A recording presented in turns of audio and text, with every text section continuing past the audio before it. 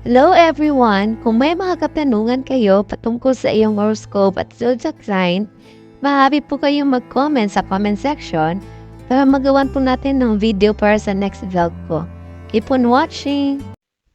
Ang ilang mga zodiac sign ay nakakakuha ng masamang rip sa isang mundo kung saan ang astrolohiya ay naging mas kagat-laki.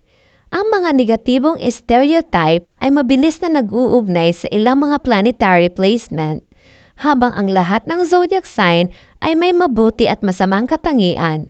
Ang patuloy na pagkapuot sa ilang mga horoscope ay hindi nararapat sa artikulong ito. Magbibigay kami ng komprehensibong paglarango ng lahat ng zodiac sign mula sa karamihan hanggang sa hindi gaanong kinasusuklaman. At i-debunk ang cliches. Panatilihin ang pagbabasa at wala kang makikitang senyales na masama. Medyo misunderstood lang silang lahat.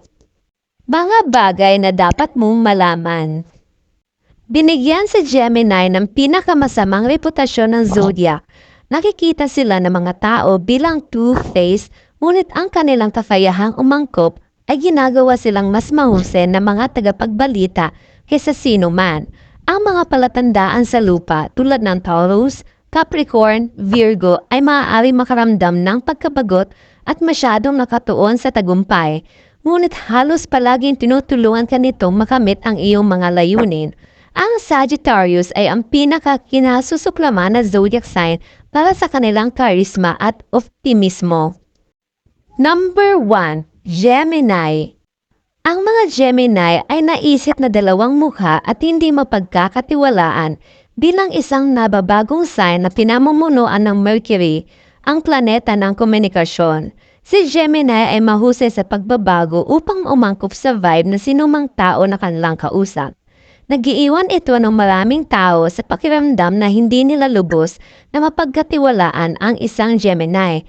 Kaya naman, may paniniwala na ang kambal na kumakatawan kay Gemini ay naglalarawan ng bawat isa sa mga mukha at mapagmahal na personalidad ni Gemini. Sa katotohanan, ang mga Gemini ay madaling ibagay at kusang loob. Dahil sa kanilang matalas na kakayahan sa komunikasyon, si Gemini ay may likas na regalo para makita ang proseso ng pag-iisip ng lahat. Hindi ito nangangahulugan na wala silang katapatan o wala silang sariling mga prinsipyo. Mahusay lang silang i-adapt ang kanilang mga personalidad para maging komportable ang bawat natatanging tao na magbukas. Kahit na nakikipag-date ka sa isang Gemini o isang kaibigan lang, makikita mo kung gaano sila kasaya kapag kasama. Ang pangalawa ay ang Scorpio. Iniisip ng mga tao na ang Scorpio ay malamig at mapagmanipula. Tulad ng mga alakdan na kumakatawan sa kanila, iniisip ng mga tao na ang mga Scorpio ay nerbyoso. Naghihintay lamang na masaktan ang mga nasa paligid nila. Pinamumunuan ng Mars, ang planeta ng pagsalakay. Ang Scorpio ay madalas na itinuturing na hindi magtitiwala kung minsan ay palaban pa nga. Ngunit dahil ang Scorpio ay isang water sign, sila rin ay hindi kapanipaniwalang mahusay sa pagkuha ng mga emosyonal na pahiwatig.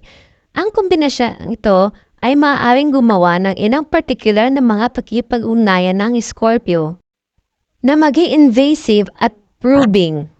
Gayunpaman, ang Scorpio ay matamis at emosyonal. Walang sino man ang sumasalamin sa pariwalang malalim ang tubig na tumatakbo. Nang higit pa kaysa sa Scorpio, di lang tanda ng tubig, matinding nararamdaman nila ang mga bagay-bagay, ngunit ginagamit ang kanilang kalmadong pag-uugali at walang humpay na katatawanan bilang mekanismo ng pagtatanggol.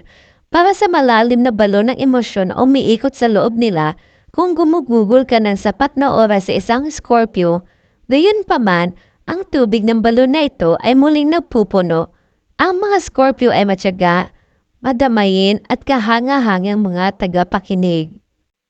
Ang pangatlo ay Leo. Ang mga Leo ay hindi nagustuhan dahil sa kanilang drama at kayabangan. Pinamumunuan ng araw ang mga Leo ay maliwanag at maaaring pakiramdam na gusto nilang umikot ang mundo sa kanila. Kapag ang atensyong ito ay hindi natutugunan, sila ay nadidismaya at kanilang maalad na kalikasan ay lumalabas. Maaari silang maging agresibo at mainitin ang ulo at ang kanilang pagnanasa ay pukawin ang palayo. Maaaring tao ang nakadarama sa ang mga Leo ay nahuhumaling sa sarili at bilang mga nakapirming palatandaan ang kanilang kaisipang ang aking daan o sa Yahweh ay nagpapaluba lamang sa paniniwalang ito. Ngunit kailangan natin ang Leo para sa kanilang pagkamalikhain at maliwanag na espiritu. Ang maalab na kalikasan ni Leo ay ginagawa din silang mahusay ng mga pinuno at kaibigan. Ang kanilang lakas ng loob na tumayo mula sa karamihan ay nangangahulugan na sila ay manindigan para sa mga tao kapag wala ibang tao ang magsasabi ng mga bagay na kinatatakutan ng iba. Isa rin sila sa mga pinaka nagbibigay ng zodiac sign at ang kanilang pagkabukas palad ay nagbibigay inspirasyon. Pang-apat ay ang Virgo. Nilalayo ng mga Virgos ang mga tao kung gaano sila ka-judgy kung minsan, namumuno sa kaika-anim na bahay ng paglilingkod. Gustong-gusto ng mga Virgos pagalingin ang mga tao, magsimula ng mga bagong proyekto at tulungan ang mga tao na maging mas mahusay na bersyon sa kanilang sarili. Ang lahat ng ito ay tila mahusay sa teorya, ngunit sa paglipas ng panahon, maaari itong pakiramdaman na walang sapat para sa kanila ang kanilang patuloy na pagnanais na umunlad ay napapalabas sa kanila bilang hindi mapakali, tulad na nakikita nila na ang mga pinakamalapit sa kanila ay hindi sapat. Ang totoo ay ang Virgos ay may malasakit lamang. Ang kabaitan at kabutihan ay napakaloob sa kalikasan ng Virgo. Ang kanilang pagnanais na tulungan ang mga tao na lumago ay bihirang nag-uugat sa anumang masamang espiritu na kawalang kasiyahan. Ang mga ito ay may mga nagbabagong palatandaan na pinasayahan ng Mercury. Gusto lang nilang makipag-usap sa mga pinakamahusay na paraan upang umangkop. Ang paggugol ng oras sa isang Virgo ay nakapagpapagagaling hanggat pinagkakatiwalaan mo sila at huwag personal na kunin ang kanilang mga ambisyon. Ang panglima ay ang Aries. Iniisip ng mga tao na si Aries ay seloso at barumbado, ang pinakabata sa chart ng zodiac. Ang pagiging bata ni Aries ay maaaring nakakabigo. Mayroon silang mood swings kung saan kumikilos sila ng maliit at emosyonal. Dagdag pa, dahil pinasiyahan sila ng agresibong Mars, maaari silang maging napaka-proteksyon. Ito ay maaaring makaramdam ng teritoryo at kanilang naniningas na elemento. Ang mga bagay ay maaaring sumabog. Sa totoo lang, matapang at direktang may emosyon si Aries. Napakapanibago rin ang pagiging prangka ni Aries. Ang Aries ay walang oras upang manipulahin o matalo sa paligid ng bash. Kapag nagustuhan ka ni Aries, ipapaalam nila ito. Hindi sila nagtatanim ng sama ng loob at ang kanilang maalab na pagnanasa ay nagdudulot sa kagalakan saan man sila magpunta. Pang-anim, Taurus. Ang Taurus ay madalas na nakikita bilang masyadong matigas ang ulo at mayamot. Bilang isang earth sign, ang Taurus ay tungkol sa pragmatic at practical. Ang kanilang mga diskarte sa buhay ay bihirang ang pinakamalikhain, ang pinakatatangi o ang pinaka-friendly. Higit pa rito, ang Taurus ay naayos na. Ibig sabihin ay napakaset sila sa kanilang mga paraan at nag-iiwan ng kaunting puwang para sa spontaneity.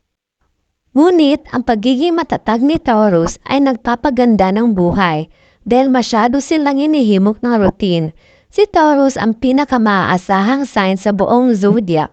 Kapag nakuha mo na ang tiwala ng Taurus, palagi silang nasa likod mo at dahil sa pagiging pragmatismo nila, lubos silang nagagawa. Maaaring hindi sila sa mga visionary, ngunit patulungan ka ng Taurus na makita ang iyong mga layunin at manatili sa tabi mo sa bawat akbang. Dagdag pa, mayroon silang mataas sa kalidad sa panlasa. Pang-7, Libra. Ang Libra ay makikita bilang mababaw at hindi mapag-aalinlanganan. Pinamumunuan ni Venus, ang planeta ng kagandahan. Ang Libra ay mahilig sa mga kaakit-akit na tao at mga simbolo ng katayuan, sinasagisag ng mga timbangan. Kilala rin ang mga ito sa pagbigay ng balanse sa pamamagitan ng pagtingin sa magkabilang panig ng bawat argumento. Gayunpaman, ang flip-floppiness na ito ay maaaring maging nakakapagod sa kalaunan at ang kanilang pagkahumaling sa prestihiyo at aesthetics ay maaaring makaramdam ng mababaw. Gayunpaman, ang diplomasya ng Libra ay walang kapares. Ang Libra ay sensitibo at insightful, isang kardinal na sinyalis ng hangin.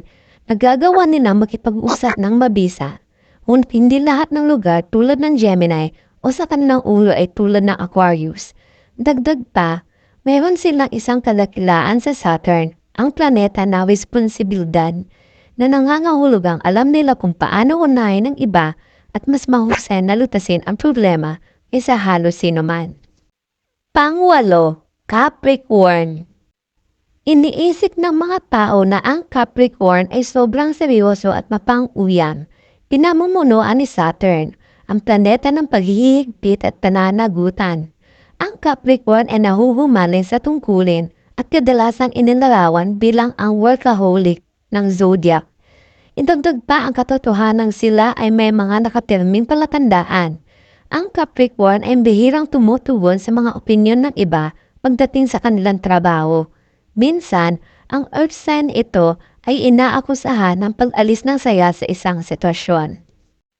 Gayunpaman, ang pakiramdam na responsibilidad ng Capricorn ay nagpapanatili sa mundo na gumagalaw. Sa kabilang banda, ang pamamahala ng Saturnian ng Capricorn ay nangangahulugan na sila ay mahusay na mga hukom ng pagkatao. Hindi sila natatakot sa pangako at mga masters ng pagpapabuti sa sarili at mahabang buhay. Ang mga ito ay may kabaligtaran ng marito para sa isang magandang panahon, hindi isang mahabang panahon. At habang ang mantra na yon ay hindi palaging mahusay para sa mga partido kailangan ng isang tao. Nahawakan ng mahirap na bagay na ang isang tao ay Capricorn. Pang-siyam, Aquarius. Ang Aquarius ay nakakalito at kung minsan ay mapagkunwari. Kadalasang inilarawan bilang mga dayuhan, ang Aquarius ay mahirap unawain. Bilang tanda ng hangin, mahilig sila sa intelektual na hamon at laban sa butil. Gayunpaman, bilang mga nakapirming palatandaan, sila ay lubos na nagsasarili at kadalasang hindi nakikita ang pananaw ng iba. Ito ay nakakabigo dahil ito ay napaparamdam sa kanila ng dalawang magkaibang tao ng sabay-sabay na parehong may ganap na magkasulangat ng mga halaga. Ngunit ang dichotomy ng Aquarius ay ginagawa silang nakaikakaiba. Pinamumunuan ng dalawang planeta, ang mahigpit na Saturn at revolutionaryong Uranus. Ang dichotomy ay nakatanin sa karanasan ng Aquarian, bagamat nakakadisconcert ito. Ang pag-aaral na mag-coexist sa parehong bahagi ng Aquarius ay makakatulong sa iyong matutong makabisado ang dalawang bahagi ng iyong sarili ng sabay-sabay. Ang kanilang Saturnian rule ay nagtuturo ng pragmatismo at katatagan, habang ang kanilang Uranian rule ay nagtataguyod ng innovation at individuality. Pang-sampu, Pisces. Nahihirapan ang Pisces na isipin ang kanilang sariling negosyo, isang water sign na pinagsama-samang pinamumunuan ng mas mataas na kahulugan ng layunin ni Jupiter. Ang Pisces ay isang lubos na emosyonal at nakadarama na siya ay nakikiramay sa lahat ng bagay sa kanilang paligid. Ngunit hindi lahat ay nais na madamay sa lahat ng oras. Lubos na tumanggap, ang Pisces ay madalas na pumili, mag-udyok at mag-aalok ng insight sa iyong sitwasyon kahit na hindi ka humingi ng anuman. Gayunpaman, ang kanilang karunungan ay may unawa. Ang Pisces ay intuitive tulad ng walang ibang sign. Ang pinakaluma sa zodiacal chart, ang Pisces ay nag-aalok ng kahanga-hangang paliwanag sa mga pinakamalapit sa kanila. Tulad ng isang panpas, ang kanilang emotional na intensidad at pagtutok sa mas mataas na sarili ay nagtuturo sa iyo na gawin ang mga bagay na hindi mo akaalaing posible. Pang-11, Cancer. Iniisip ng mga tao na ang mga Cancer ay sobrang sensitibo, isang cardinal water sign. Ang Cancer ay madaling ang pinaka-emotional na tanda sa buong zodiac. Mabilis silang emotional na tumugon sa mga bagay at wala silang pinakamakapal na balat. Ang kanilang domicile na buwan ay nagpaparamdam din sa kanila. Ang lakas na ibibigay mo sa kanila ay babalik sa iyo ng 10 ulit. Ngunit ang pagiging sensitibong ito ay ginagawang matamis at sumusuporta ang cancer. Ang matubig na paraan ng cancer ay ginagawa nilang lubos na mapagmahal ang mga taong kadate o maging kaibigan. Ang polar na kabaliktaran ng Capricorn na kadalasang hindi nagtitiwala sa emosyon. Naniniwala si Cancer sa malalim na nararamdaman ang lahat. Sila ay mahusay na tagapag-alaga na may pambihirang maternal instincts. At ang panghuli ay ang Sagittarius. Ang Sagittarius ay patuloy na nagbabago. Bilang isang nababagong palatandaan ng apoy, ang Sagittarius ay lubhang madamdamin. Ngunit ang kanilang kinahihiligan ay mabilis na nagbabago. Lubos na madaling ibagay, ang Sagittarius ay hindi pinipigilan ng ego ng pag-amin na sila ay mali. Gayunpaman, maaari itong maging lubhang mahirap na sukatin kung saan sila nakatayo. Ang kanilang matinding opinyon ay palaging nagbabago at ang kanilang patuloy na paggalaw namumuno sila sa ikasiyam na bahay ng pagdalakbay ay nangangahulugan na mahirap panatilihin ang mga ito sa parehong lugar sa intelektual, emotional o pisikal. Yun pa man, ang kanilang optimismo ay nakakahawa. Pinamumunuan ni Jupiter ang planeta ng pagpapalawa. Ang Sagittarius ay intuitive at likas na maswerte. Inisinaalang-alang nila ang lahat ng negatibo bilang mga aralin sa pag-aaral at naniniwala sa kanilang kaibuturan na ang mga bagay ay gagana. At dahil likas na karismatiko ang mga ito, kung gumugugol ka ng sapat na oras sa isang Sag, makikita mo ang iyong sarili na tumitingin sa baso na kalahating puno ng kasing dalas na ginagawa nila.